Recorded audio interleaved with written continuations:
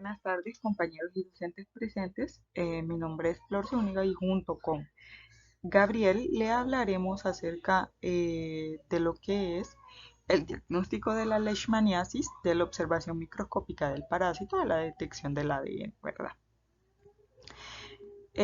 La leishmaniasis, pues, es una enfermedad causada por protozoo, parásitos del género Leishmania, y se caracteriza por presentar una variedad clínica y epidemiológica en relación con las especies involucradas en la infección. Pues los vectores transmisores, así como factores ligados al hospedero. Alrededor de 20 especies pues son patógenas para el hombre, las cuales se distribuyen en distintas regiones del Viejo y el Nuevo Mundo.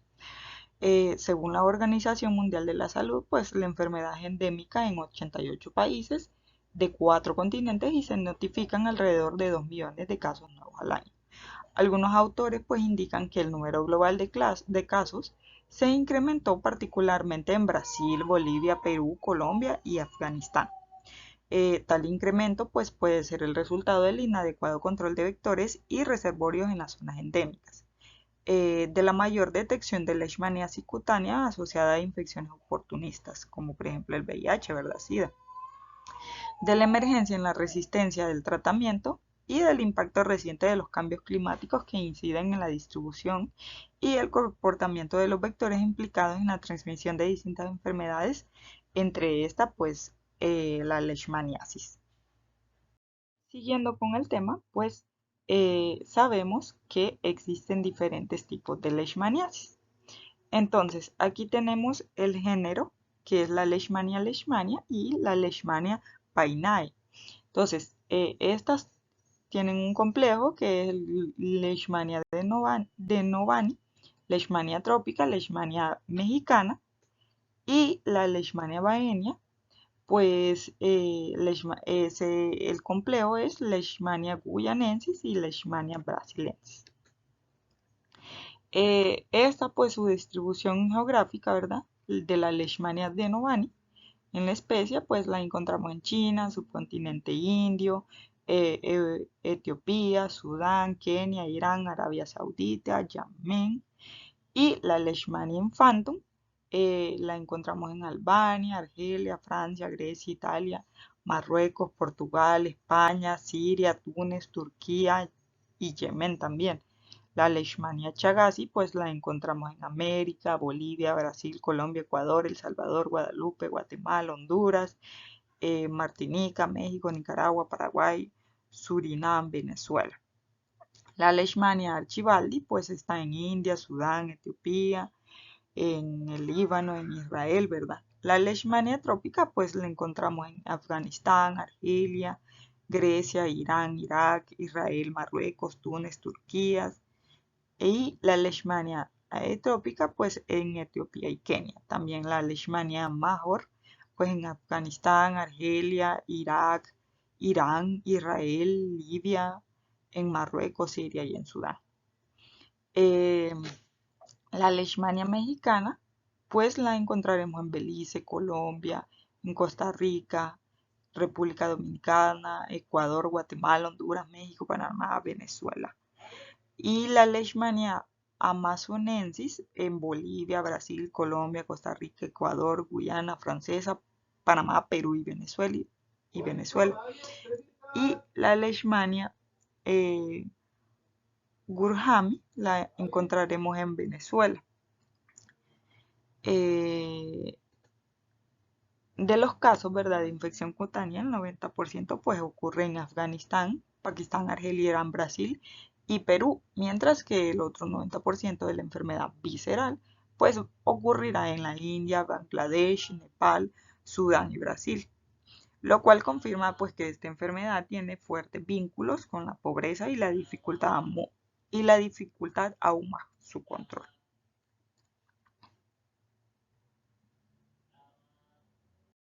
Ahora hablaremos un poco sobre lo que son los vectores, ¿verdad? Entonces, los vectores de todas las especies de Leishmania descritas, pues son hembras hematófagos de la familia Psicodidae, ¿verdad? Subfamilia Phlebotominae y de las 500 especies conocidas, pues solo 31 se identifican como vectores de especies patógenas y 43 como vectores probables pertenecientes a los géneros Phlebotomus en el Viejo Mundo y Lutzomia en el Nuevo Mundo. Entonces, en Cuba no se reconocen vectores transmisores de Leishmania. En 1920 pues se describió para Cuba y las Islas Caimán la presencia de dos especies de Lutzomia cabensis y Lutzomia orestes. En la década de los 80 pues se notificaron dos especies y una nueva subespecie del género para Cuba, Lutzomia novae y Lutzomia diazi, y Lutzomia cayennensis cruz, y solo la Lutzomia orestes, entre todas, es la que manifiesta hábitos antropofílicos y hematófagos. Al mismo tiempo, pues también se realizó la caracterización biológica y ecológica de estos vectores y se notificó su distribución en todas las regiones de la geografía cubana. Contrario a lo que sucede en América Latina, ¿verdad? Pues donde la mayor actividad de los flebótomos es nocturna.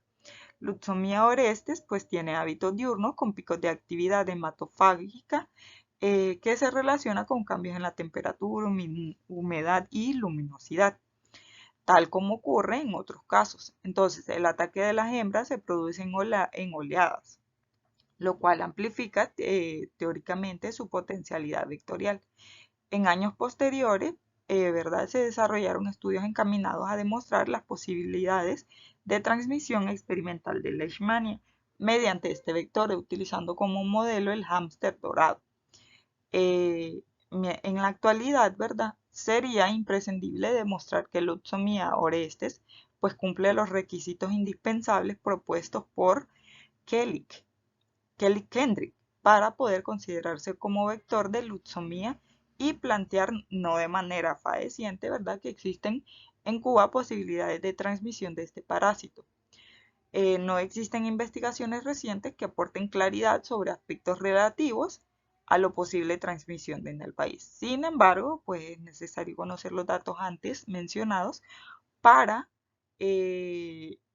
porque no se puede descartar, ¿verdad?, por completo la posibilidad de que bajo condiciones epidemiológicas específicas en las que se presentan todos los elementos que componen la cadena epidemiológica de transmisión, pues se pueda producir este fenómeno que debería de demostrarse rigurosamente.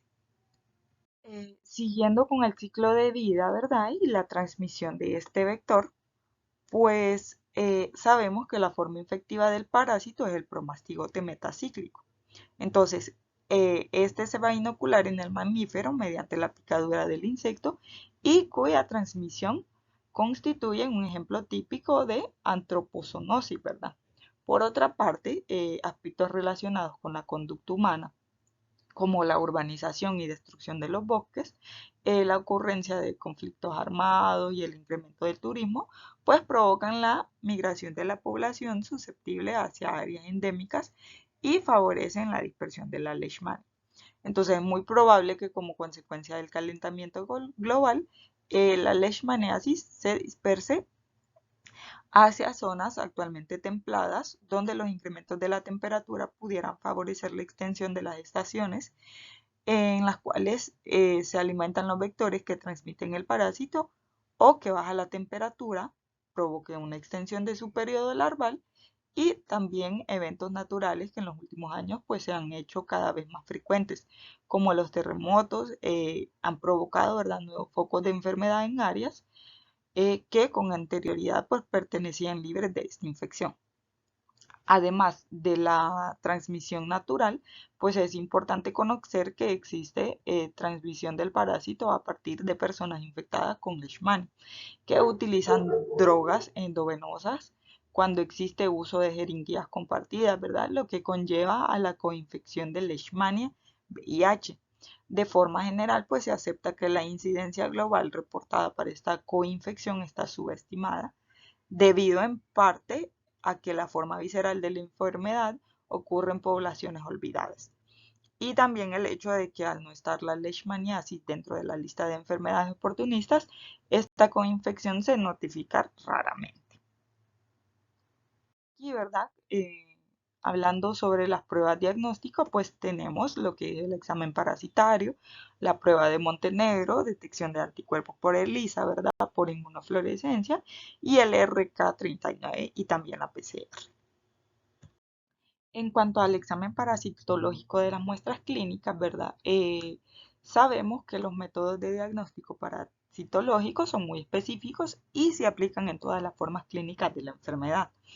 Estos incluyen el examen microscópico de extendidos, raspados, biopsias o aspirados, tomados por lo general del borde de las lesiones y teñidas con Giemsa. Entonces, pero poseen la sensibilidad baja, ¿verdad? Entonces, aproximadamente de 50 a 70% en el viejo mundo y puede llegar a ser aún menor en el nuevo mundo. Entonces, con valores de 15 a 30% también se realiza el examen histopatológico para hacer la búsqueda de amastigotes en distintos tejidos. Entonces, en la forma visceral de la muestra, para el examen parasitológico directo se toma del aspirado de vaso, nódulos linfáticos o médula ósea. Este proceso pues es muy invasivo para el paciente y durante el cual pueden ocurrir complicaciones derivadas de hemorragia, por lo que se requiere una alta pericia en estos procederes y otras condiciones técnicas. También, ¿verdad? Se le va a realizar un cultivo. El cultivo de esas mismas muestras biológicas, por lo general, en medio bifásico. Resulta más informativo y puede facilitar la identificación y caracterización de especies por métodos isoenzimáticos o moleculares, pero requiere de mayores condiciones técnicas en el laboratorio y se necesita tiempo para ofrecer el resultado. Entonces, la observación de promastigotes móviles fácilmente identificables en la fase líquida del medio cultivo, producto de la transformación de los posibles amastigotes presentes en la muestra sembrada, constituye un resultado positivo. Entonces, una reciente modificación del cultivo microcapilar en medio monofásico parece más promisorio porque se demostró que la utilización de una mezcla del aspirado de lesión y medio de cultivo a partes iguales, pues sembrada en pequeños volúmenes de 50 microlitros en tubos microcapilares no heparinizados, pues ocasiona un incremento de la sensibilidad y requiere menor tiempo de incubación para obtener los resultados, lo que implica pues un avance en términos de costo y tiempo, eh, pero ese resultado no se ha extendido a los servicios de salud. Los dejo con mi compañero Gabriel. Ahora bien, hablando sobre la prueba cutánea de Montenegro, pues en esta tenemos que consiste en la inyección de 0.1 ml de antígeno de Leishmania en el antebrazo. Lo que va a suceder con esto es que al inyectar el antígeno va a producir una reacción de sensibilización en el brazo y pues se va a indurar. Si la induración local que produce tras 2 o 3 días es igual o mayor a 5 milímetros, pues se considera que la reacción es positiva. La observación de la reacción epidérmica que se genera a consecuencia de la estimulación celular, lo que les estaba mencionando, lo que produce una reacción de hipersensibilidad y pues produce esa induración y pues se aplica fundamentalmente como método complementario en casos de sospecha de enfermedad cutánea y mucocutánea, en estudios epidemiológicos de todas las formas de la enfermedad y en ensayos de vacunas debido a que no diferencia infecciones pasadas o recientes. Aquí tenemos lo que son unas imágenes sobre cómo sería la reacción de Montenegro después de aplicar la dosis de antígeno. Tenemos en una imagen como podemos ver la induración o por así decir el halo es bastante grande. De igual forma en la imagen de la derecha vemos que la imagen, bueno, que la induración es un poco menor como la de la primera imagen en comparación, pero vemos que son reacciones positivas que me indican que sí hay una que han tenido, bueno, que el paciente ha tenido contacto con el parásito anteriormente. Ahora bien, tenemos lo que son la detección de anticuerpos. Para esto pues tenemos distintos tipos de pruebas como se mencionaron antes. Está la ELISA, la de inmunofluorescencia indirecta que casi no se utiliza y también tenemos lo que es la detección del RK39, que este es un polipeptido recombinante de 39 kDa. Pues este se utilizó en países endémicos en un sistema con ELISA. que es de detección de anticuerpos, y la verdad es que se obtuvieron excelentes valores de sensibilidad que rondaban entre un 93 a un 100% y una especificidad de un 97 a 98%.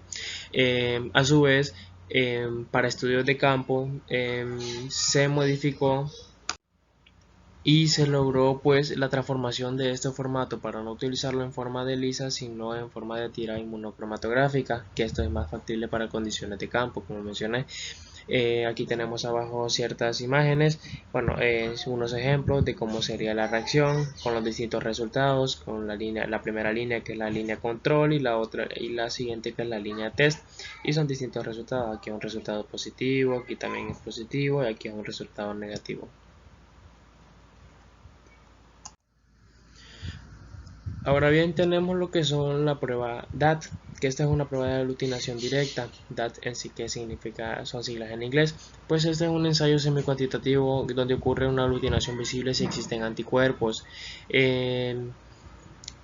Durante el estudio pues, se hizo un metaanálisis que agrupó 30 estudios y estimó los valores de sensibilidad y especificidad del ensayo, que rondaban entre un 94,8 y 97,1% respectivamente. Estos son buenos valores, pero aunque se ha desarrollado para condiciones de campo, requiere de incubaciones, disponibilidad de cierto equipamiento personal, bien entrenado y un control de calidad regular. Entonces no es que es tan sencillo como parece, sino que también requiere de ciertas condiciones como se mencionaron, como el personal capacitado y el equipo.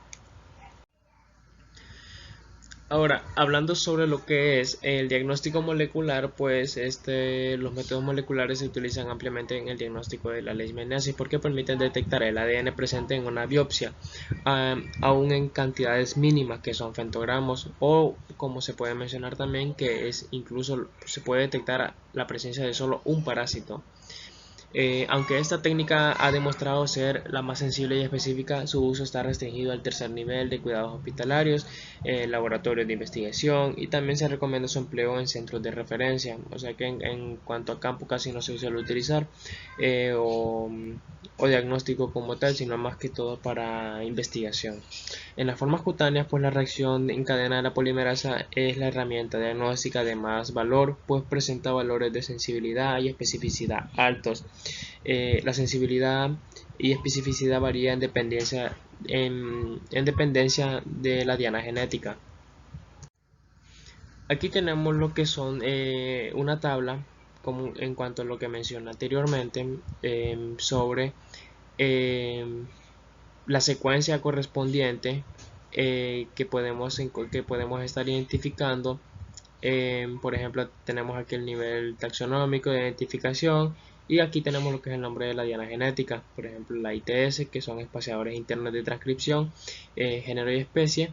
Esta me identifica género y especie y pues vemos que tiene una sensibilidad relativamente baja, que entre 79, 91, 40, 80, pero sí tiene una especificidad alta. Por ejemplo, aquí tenemos también los kDNA, que es un ADN del kinetoplasto.